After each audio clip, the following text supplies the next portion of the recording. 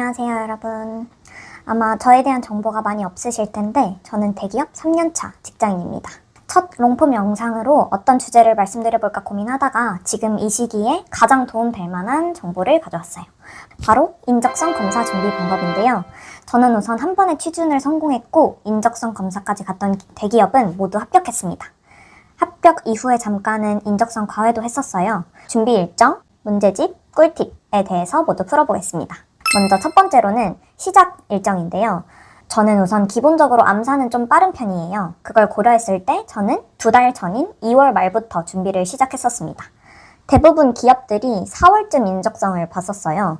인적성 검사는 삼성의 G셋을 기본으로 하고 준비하시면 되는데요. 숫자가 깔끔하고 유형이 잘 분류되어 있어서 연습하기에 좋습니다. 그리고 해커스 파랑이 교재를 통해서 2주 동안 유형 분석을 했습니다. 이 시기는 사실 3월에 넣을 자소서를 동시에 쓰고 있기 때문에 인적성에 하루 2시간 이상 쓸 필요는 없다고 생각해요. 공고를 찾고 그에 맞춰서 자소서를 바꾸시는 것에 중점을 두시고 하루 8시간 정도 취준을 한다고 하면 그 중에 25% 정도만 투자하시면 됩니다.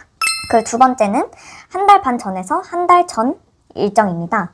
전 한 달 반 전부터는 SKCT 연습을 했습니다. SK 계열사도 목표 중에 하나였고 G셋보다 SKCT가 더 어렵다는 얘기를 들었거든요. SKCT 교재는 이 에듀윌 교재였고 SK 계열사 지원 예정이 아니더라도 이 교재로 공부를 하시면 문제 푸는 속도가 훨씬 빨라지고 타 기업 인적성이 훨씬 쉬워지는 효과가 있어요. 그 이유는 SKCT는 한 문제당 제한 시간이 있기 때문인데요. 초반에는 문제 유형에 익숙해지는 시간을 가져야 하지만 완전히 파악되면 한 문제당 1분에서 1.5분 정도 스톱워치를 재고 풀어보는 거죠. 만약에 좀 늦게 시작을 하셨거나 SK 지원 계획이 없다면 지원 예정인 기업의 교재를 두고 한 문제당 시간을 계산해 보면서 푸시는 걸 추천드릴게요. 세 번째는 한 달 전에서 3주 전입니다. 3월 말부터 4월 초까지는 GSAT 해커스 하양이 교재를 3일에 한 회 정도 풀었습니다. 지원 예정인 기업별 문제집을 이때부터 모아서 풀었어요. 4월 초부터는 해커스 온라인 무료 모의고사랑 봉투 모의고사를 거의 매일 풀었습니다. 에듀윌 실전 모의고사도 풀어봤는데 너무 어려워서 그만뒀고요. 사실 이때부터 2주에서 3주간은 감을 최대한 끌어올리는 게 중요합니다. 마지막으로 네 번째는 1주 전인데요.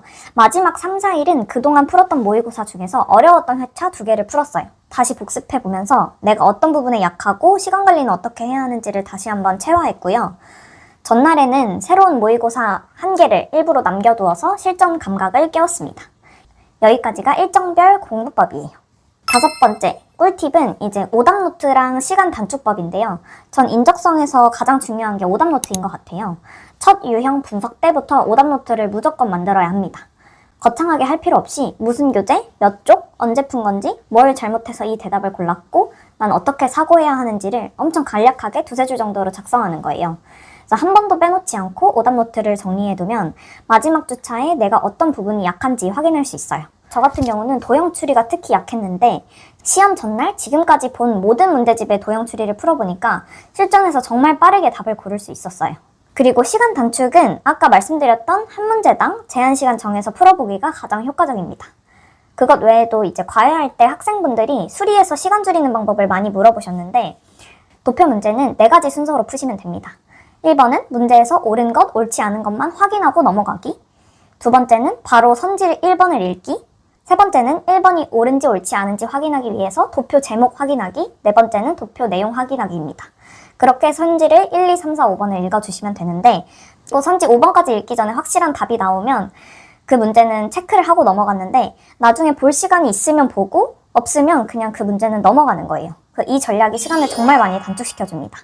실전에서도 3, 4문제는 선지 5번까지 안 읽었고 시간을 딱 맞춰서 전체 다 풀었던 것 같습니다. 마지막 팁은 인적성 결과 이력 관리인데요. 저는 이런 식으로 어떤 교재 몇 회, 응시일, 푼 개수, 정답 개수, 정답률을 모두 기록해 놓았어요. 지원 기업별로 이렇게 다 모아 놓으니까 제가 어느 정도 수준인지 확인을 할 수 있었고 평균 몇 개 정도 맞는지를 파악할 수 있으니까 총 몇 개 맞는 것을 목표로 해서 마칠지 전략을 결정할 수 있었습니다. 정말 도움이 많이 되는 방법이니 꼭 참고해 주시면 좋을 것 같아요. 여기까지가 제 인적성 공부 방법인데요. 사실 이제 3년차가 돼서 취준과는 거리가 좀 멀어졌지만 조금이라도 도움이 되면 좋겠다는 마음입니다. 요즘 취업시장이 참 추운데 이 영상을 보시는 모든 분들은 좋은 결과 얻길 바랍니다. 시청해주셔서 감사합니다.